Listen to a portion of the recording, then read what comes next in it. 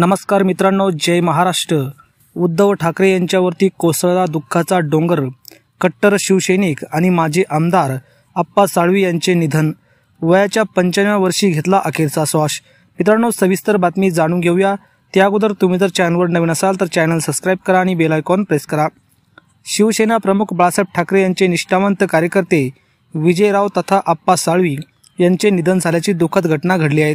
शिवसेनेचे पहिले जिल्हा प्रमुख, राजापूर मतदारसंघाचे माजी आमदार आप्पा साळवी यांनी वयाच्या 95व्या वर्षी अखेरचा श्वास घेतला आहे। त्यांच्या निधनाची दुःखद माहिती मिळताच शिवसैनिकांना मोठा धक्काच बसला आहे। अनेक राजकीय व्यक्तींकडून शोक व्यक्त केला जात आहे।